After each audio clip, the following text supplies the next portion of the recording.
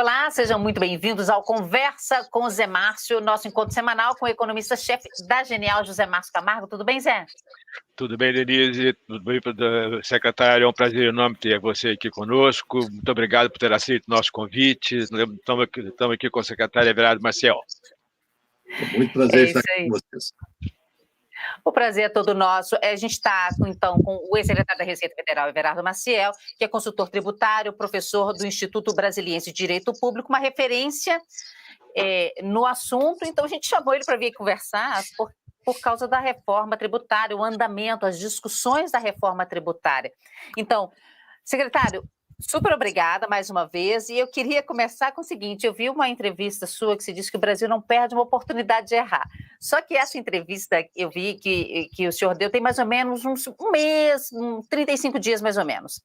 De lá para cá, as discussões em torno da reforma tributária melhoraram? Estão apontando para uma direção melhor? O senhor está mais otimista ou o senhor continua vendo muitos problemas na proposta e nas discussões da forma que estão colocadas agora?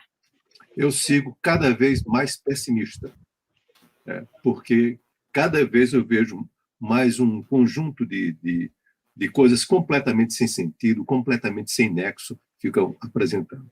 O Brasil que tem a legislação de imposto de renda mais sofisticada e mais simples do mundo, o Brasil quer renunciar a isso. O Brasil quer tributar dividendos, eliminar juros remuneratórios do capital próprio, trazer de volta o voto impresso. E tem outras sugestões, evidentemente, e quem sabe, a qualquer momento, vai aparecer a ideia de fazer a declaração de imposto de renda em papel, que fica mais interessante. Também temos outras coisas que podemos fazer também. Que tal trazer o orelhão de volta, que ajuda a indústria metalúrgica? É uma coisa interessante. E também, assim, algumas pérolas nossas, como o Fusquinha, como a Kombi, tem uma lista de coisas que nós podemos continuar. Porque eu fico perplexo quando vejo discussões como essas. Quer dizer, e começando citando esse caso, que estava sendo discutido ontem, volta do voto impresso. Mas o que é isso? Nós temos um sistema eleitoral mais sofisticado do mundo. Então, já que nós conseguimos isso, então o nosso, como dizia o Nelson Rodrigues, o nosso complexo de vira-latas, vamos tirar isso aqui e vamos fazer uma coisa como era antigamente. Quer dizer, é uma coisa para mim, por isso que eu digo, repito, o Brasil não desperdiça a oportunidade de errar. Se houver algum erro disponível, ele atravessa a rua e cai na casca de banana do outro lado da calçada. Secretário, eu acho muito boa essa sua primeira observação. Agora, eu gostaria que você nos explicasse o seguinte: por que tributar dividendo é negativo? E por que acabar com a dedutibilidade do JCP também é negativo?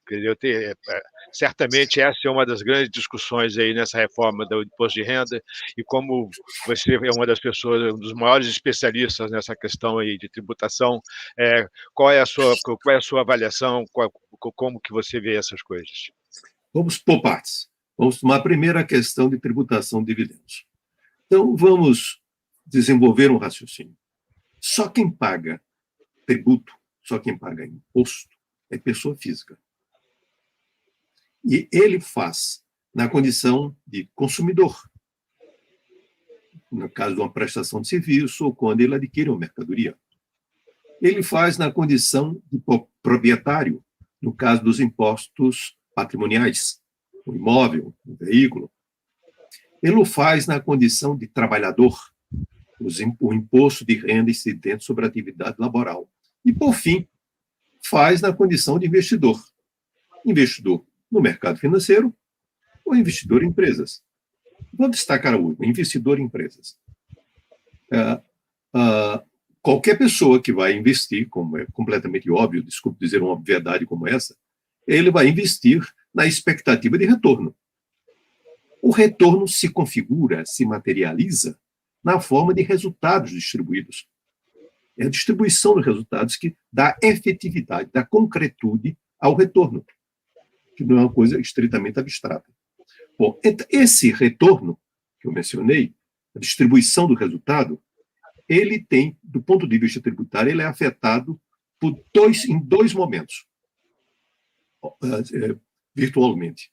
Um, no lucro da empresa, o outro na distribuição. Então, daqui eu posso tirar uma conclusão trivial de que eu tenho 3 maneiras de lidar com isso. Uma, tributar só na empresa. Outra, tributar só na distribuição. Uma outra, tributar na empresa, o lucro, e na distribuição. São 3 técnicas de tributar a mesma base imponível. São apenas 3 técnicas.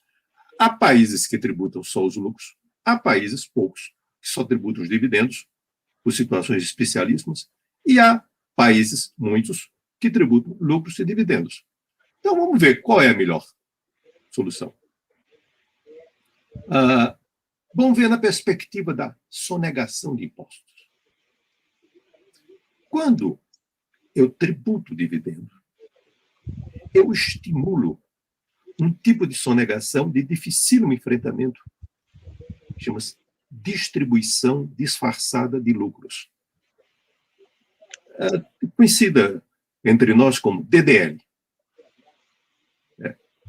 Hoje, pela manhã, eu conversava com um amigo e ele citava o caso do avô dele, que ficou indignado, porque havia na empresa dele, comprou um buquê de flores para uma pessoa. E então ele foi autuado por conta do buquê de flores, porque na avaliação agora subjetiva do fiscal, isso não constituía uma despesa necessária.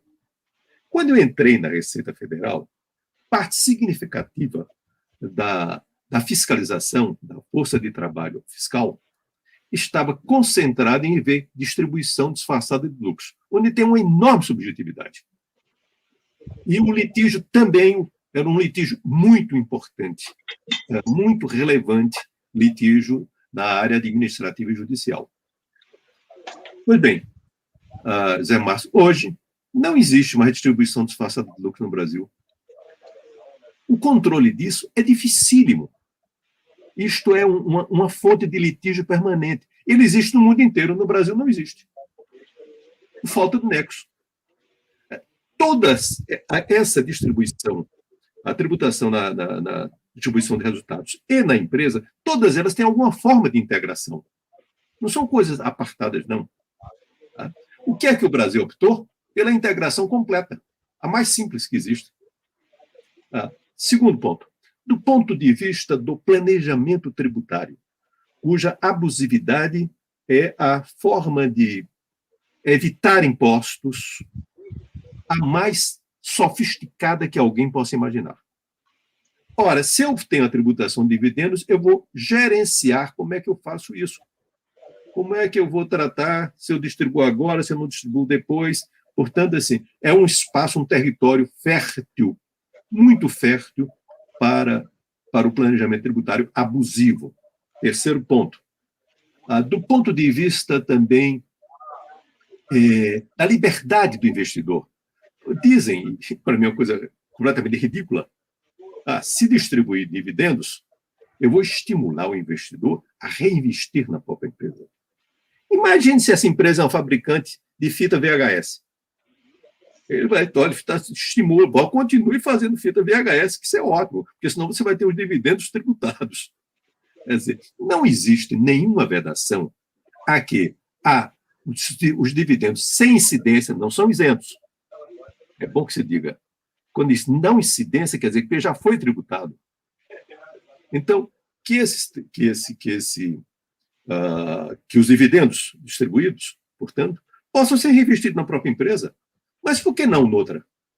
Ou no mercado financeiro, ou consumir, ou combinar tudo isso. Quer dizer, você, portanto, estabelece vários graus de liberdade em relação à decisão de investir. Tá? O outro ponto é a vulnerabilidade arrecadatória.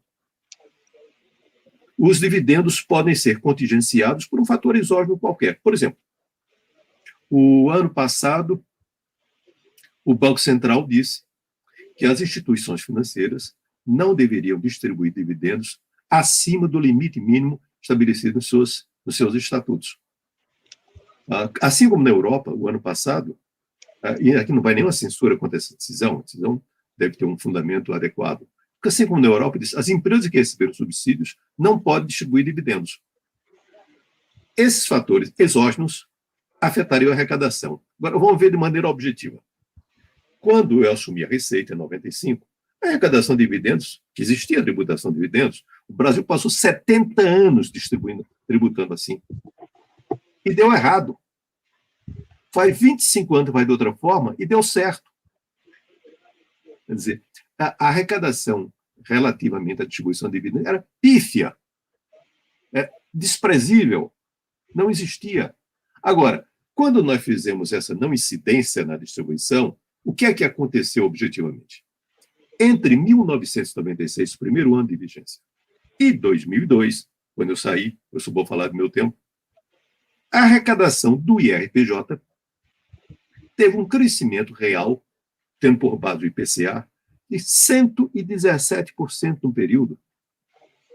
A participação do IRPJ no PIB cresceu 50%. E, veja que coisa, os contribuintes gostaram. Então, foi bom para o fisco, foi bom para o contribuinte. Por quê? Qual foi a grande vantagem? A simplificação e a segurança jurídica.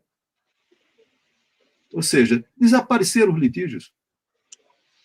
Quantos litígios existem hoje em relação à distribuição disfarçada de lucro? Eu não pude confirmar oficialmente, mas informaram que, de lá para cá, existem dois litígios. Quer dizer, portanto, zero. Em outras palavras. A maioria era discussão sobre distribuição disfarçada de lucros. Quer dizer, mas no Brasil a gente esquece o que aconteceu.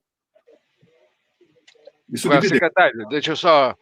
Tem uma outra discussão, né, que eu acho muito interessante realmente essa resposta, muito boa, na verdade.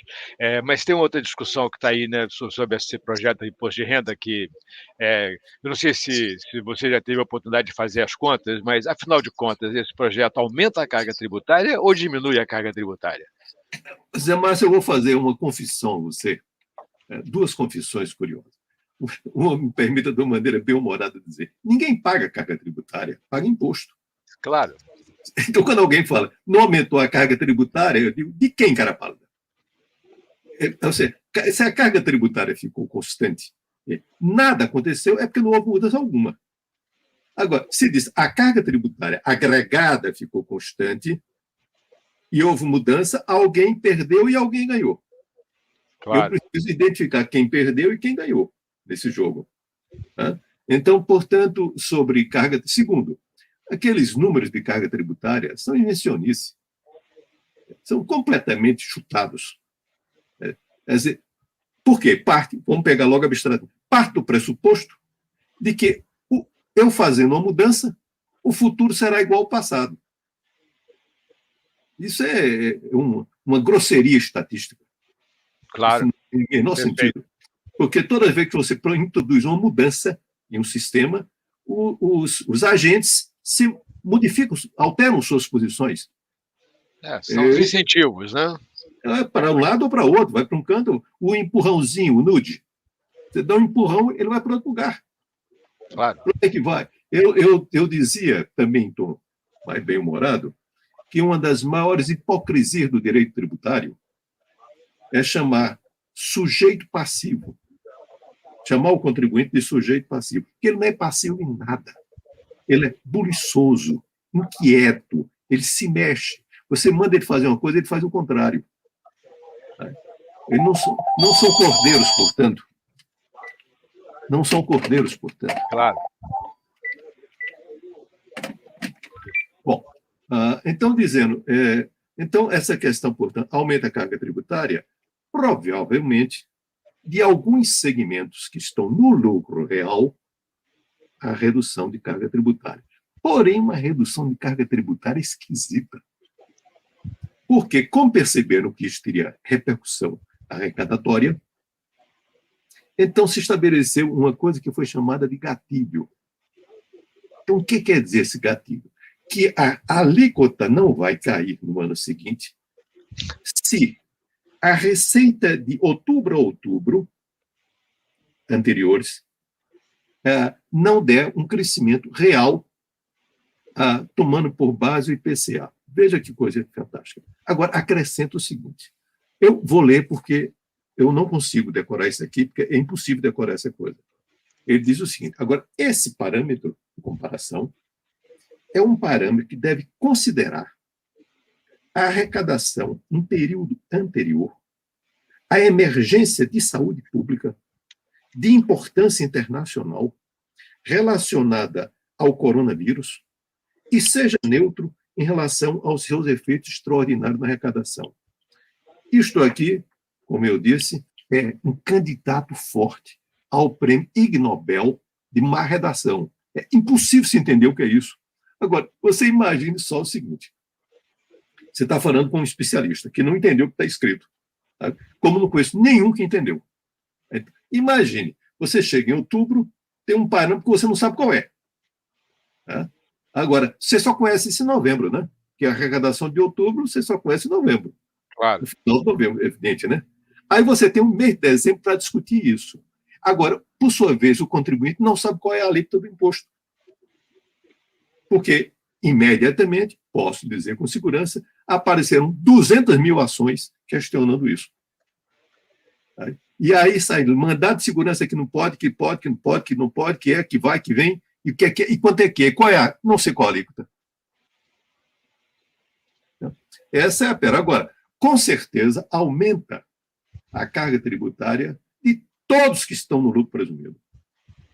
Eu estou falando de mais de 850 mil empresas. Estou falando de mais de 4 milhões de sócios. Agora, não são, como se diz, apenas prestadores de serviço, não. São clínicas, são educandários, são industriais, são comerciantes. Eu via recentemente, na Fiesp, entre as indústrias filiadas à Fiesp, 95% estão no simples no lucro presumido. Então, é esse o quadro brasileiro. Então, se diz, eu quero simplificar, e o que é que faz? Ataca justamente os regimes simplificados. Isso tem nome, chama-se dissonância cognitiva. Ele disse que vai fazer uma coisa, faz justamente o oposto. Quantos litígios existem no lucro presumido? Nenhum. Agora, o que é mais grave, nunca existiu. Funciona. Agora, e veja que coisa, uma pérola que as pessoas não falam. Se você for tomar a alíquota efetiva é um conceito muito simples. É o quociente entre o que foi arrecadado daquele tributo, dividido pela receita bruta. Uma conta muito simples. A alíquota efetiva do lucro presumido no Brasil, com o último dado disponível, já faz algum tempo, é 2,5%. A alíquota efetiva do lucro real é 0,99%. O lucro presumido, entretanto, é opcional. Ele não é obrigatório. Aí você veja, em termos relativos, o lucro presumido paga mais do que o lucro real. Aí disse, como alguns dizem, mas isso é contraintuitivo? Mas, sim, é contraintuitivo. Agora vamos ver o seguinte. No lucro real, você pode, se você tiver prejuízo, não paga. No lucro presumido, paga.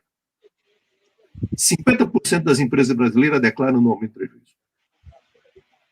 Esse prejuízo você não só não paga, como compensa nos exercícios seguintes. No lucro presumido, no lucro real, você pode fazer planejamento tributário. No lucro presumido, é impossível. No lucro real, você pode ter incentivo fiscal. No lucro presumido, é proibido. Ora, mas se paga relativamente mais, por que é que as pessoas optam por isso? Eu sei por quê. 2 razões fundamentais. Porque é simples.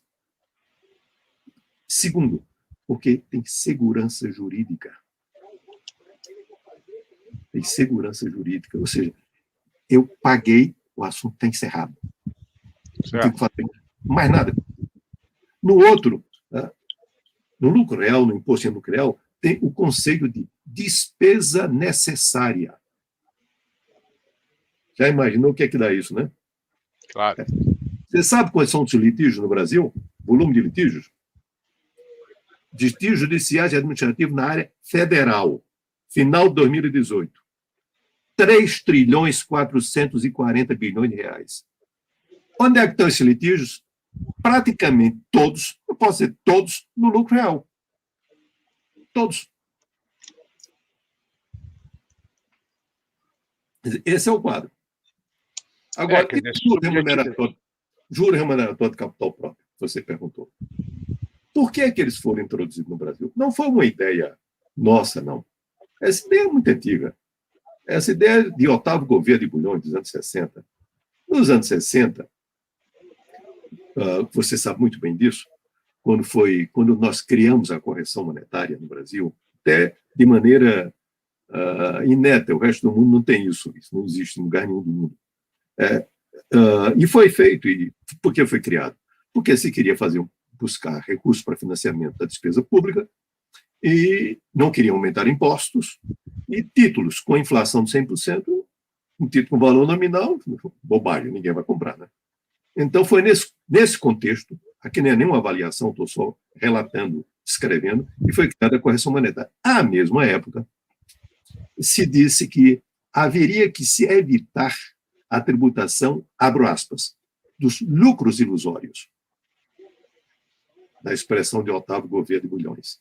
E aí se estabeleceu a dedutibilidade da correção monetária do patrimônio líquido, para prevenir a tributação de lucro ilusório. Acontece que isso prevenia, mas tinha um efeito colateral ruim. É que se a inflação subisse muito, quem tem patrimônio elevado não paga imposto, né? É simples, né? Quanto maior o patrimônio, maior a dedução. Quanto maior a inflação, maior a dedução. Combina os dois, zero imposto. Bom, havia uma outra hipótese, que era a criação do juro remuneratório do capital próprio, que não tem essa desvantagem, e ela faz o seguinte: vamos imaginar aí um cenário onde não existe juro remuneratório do capital próprio. Tem uma empresa com matriz nos Estados Unidos, filial no Brasil. E ela quer capitalizar a filial no Brasil. Aí me pergunta, como eu devo fazer isso? Com investimento direto, de risco, ou empréstimo? Eu digo, claro que empréstimo. Porque não tem risco, vem de volta. Além disso, quando você estiver fazendo o pagamento do empréstimo, você tem a incidência dos juros, que são dedutíveis da base de cálculo do imposto de renda. Então, o custo fiscal do empréstimo é menor do que o do investimento direto. Ora, o que é que com o juro remuneratório de capital próprio? Se mitigou o efeito da eliminação dessa correção monetária do patrimônio líquido, ao mesmo tempo que estabeleceu uma relativa, não exatamente igual, indiferença entre o investimento de risco e o empréstimo do ponto de vista fiscal. Agora, o que é curioso, quando estão propondo tirar no Brasil, curioso é que no dia 18 de maio de 2021, agora, pouco mais de 2 meses, a União Europeia recomendou aos países membros que adotassem o quê? O juro remuneratório do capital próprio. O Brasil tinha a liderança mundial, estava com a medalha de ouro, agora fica desclassificado. Muito bom.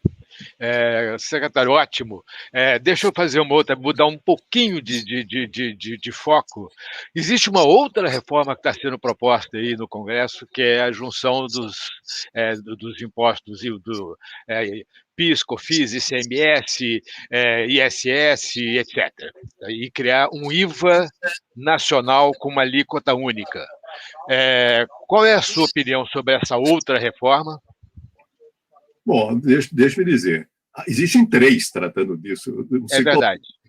Tem a PEC 45, tem a PEC 110, e tem também a CBS, que é essa que está em discussão. Exatamente. E a qual delas?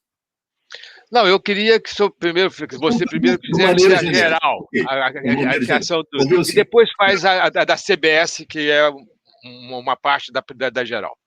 Bom, então veja bem. Há uma coisa muito equivocada, que é achar que reunir impostos é simplificar. Nada abstratamente me autoriza a concluir que reunir 2 coisas produz uma terceira mais simples que as 2 anteriores. Frequentemente faz mais complexa. Esse é que é o usual. Mas isso aqui é uma discussão num plano puramente abstrato, porque eu não estou discutindo os impostos brasileiros. Aí vamos ver o seguinte: vamos reunir a tributação do consumo. Eu digo, o que é a tributação do consumo? IPI, PIS, COFINS, ICMS e ISS. Eu digo, olha, vamos pensar o seguinte, vamos pegar dois deles, PIS e COFINS, que eu já estou falando de CBS. PIS e COFINS são iguais. Assim, PIS e COFINS têm a mesma legislação, exceto em situações tão especiais que eu posso dizer, têm a mesma legislação. São recolhidos com o mesmo documento de arrecadação, o mesmo DARF. São tão iguais que na imprensa se fala o PIS COFINS. Então, você está juntando para quê? Que eu não consegui entender. Bom, mas se são iguais, por que não? Por que não juntar? Bom, tem uma diferença. Mas a diferença não está no plano tributário, mas no plano da destinação do recurso. O PIS é fonte de financiamento do abono salarial e do seguro-desemprego. E a COFINS é fonte de financiamento da Seguridade Social. Se eu junto, qual é o pedaço que vai para cada um desses? A Constituição permite tratar disso dessa forma, por uma lei ordinária? Você está alterando a destinação de recursos com previsão expressa constitucional? Ou, na verdade, eu estou querendo acabar com abono salarial e seguro-desemprego, mas não tenho coragem de dizer isso com toda clareza. Aí eu falo, vamos simplificar juntando PIS e COFINS. Ou seja, é uma espécie de um truque, um expediente, que dissimula o verdadeiro objetivo. Segundo ponto, com isso nós vamos simplificar. Simplificar, apurando, fazendo aquela apuração de crédito com débito e ver qual tipo de receita que recebe crédito e outra que não recebe crédito, quando hoje no lucro presumido, e portanto também no regime cumulativo, para calcular o tributo eu faço uma conta de multiplicar. Multiplico uma alíquota por uma base de cálculo. Segundo, será que isso é mesmo tributo sobre consumo? Vamos olhar. Vamos pegar o regime cumulativo do PIS/COFINS. Como é que se apura? Eu pego uma alíquota 3,65 e multiplico pelo faturamento. No imposto de renda, no lucro presumido, como é que eu faço? A mesma coisa. A diferença é só a alíquota. Eu vou pedir que, dependendo do caso, vão falar alíquotas distintas. Então, em outras palavras, o lucro presumido e o regime cumulativo, tributação de renda. Não tem nada de consumo. Isso nunca foi consumo de nada. E no lucro, no regime não cumulativo, a concepção é uma tributação base contra base. Quer dizer, não se considera um imposto contra o imposto. Ou seja, é do imposto de renda. E isso não só é assim, porque fui eu que concebi e posso afirmar, dando a interpretação autêntica, como foi reconhecido pela Justiça, em decisão com jurisprudência robusta do Superior Tribunal de Justiça. Então, isso tem nada a ver com tributação de consumo. Agora, ele às vezes atrapalha, porque no regime especial ou na importação, pode haver a incidência de forma analítica por produto. Então, no limite, eu diria que é um tributo híbrido, predominantemente renda e não consumo. Aí, quando você vai juntar, aí dá uma alíquota imensa, claro. Você está juntando coisas que não existem. Se você colocar o IPTU e IPVA, vai ficar mais alto ainda. Então, por que dá uma alíquota muito alta e desproporcional? Porque você está tratando renda com consumo. Se você juntar o imposto de renda com isso, vai dar maior ainda. A alíquota ficará tão mais elevada quanto mais você recorrer ao sistema crédito e débito e quanto mais juntar tributo. Essa coisa é muito simples. Agora, dizem, mas existem litígios. Não. Não há um litígio sequer no regime cumulativo do PIS/COFINS. Nunca houve. Mas e que existe tanto que falam de PIS/COFINS litígio? É um só. Chama-se, desculpa usar a expressão técnica, é o reconhecimento dos direitos creditórios dos insumos na sistemática não cumulativa. Mas de onde é que veio esse litígio? É uma instrução normativa que fez isso. Ou seja, se você alterar um parágrafo de um artigo de uma instrução normativa expedida pela Receita, acabou o litígio. E fazer como? Fazer o que a STJ decidiu. Simples assim. Tem nada misterioso, nada de fantástico nisso. Ou seja, é um litígio desejado, construído, um litígio por opção que se fez. Então, e esse litígio, as pessoas então ficam, como dizia um velho provérbio, fica, em lugar de acender a vela, fica reclamando da escuridão. Vai lá e resolve o problema. Quer dizer, mas para isso precisa ter profissional. Então, agora, quando eu falo isso, IPI. Mas vou acabar o IPI e criar um imposto seletivo. O IPI é um imposto seletivo. Está na Constituição. O IPI é um imposto seletivo. Então, ele já é, salvo ser o que você tem, mas na agenda oculta, que é acabar com a Zona Franca de Manaus. E se quer acabar com a Zona Franca de Manaus, que não pode, porque a Constituição não permite, né? Se quer acabar com a Zona Franca de Manaus, diga que quer fazer isso. ICMS e ISS. Olha, realmente era mais interessante que fosse um imposto único que tratasse mercadorias e serviços. Mas tem como resolver isso com um pouco de inteligência. A grande questão é, isto ofende ou não o Pacto Federativo? O Pacto Federativo é cláusula pétrea constitucional com um detalhe. É vedada a apresentação de emenda tendente a abolir o Pacto Federativo. Já viu qual o tamanho da confusão constitucional que aparece logo à frente? Então, por isso. Agora, não quer dizer que eles não tenham problemas. Claro que tem problemas. Agora, em lugar de estar fazendo invencionice, é melhor saber quais são os problemas e buscar soluções para eles. Bom, e quais são, na sua avaliação, o que poderia ser feito para melhorar a tributação de bens e serviços? Vamos pegar do ICMS. Isso. Ter uma norma, tanto quanto possível, nacional. Isso é possível, sim, com a lei complementar. Basta estender o âmbito dessa lei complementar que você o converte no nacional. Qual o outro problema? O outro problema é o grande número de alíquotas. Sim, é verdade. Eu não vou explicar em detalhes técnicos por que é que existe, mas isso não apareceu por acaso, não. Mas vamos fazer a seguinte providência. É vedada a redução de base de cálculo. Já diminui tremendamente o número de alíquotas. E eu posso dizer, só existem 3 ou 4 alíquotas. Colocar isso numa lei complementar, não precisa fazer nada mais do que isso. Bom, e guerra fiscal? A guerra fiscal se tem porque quer.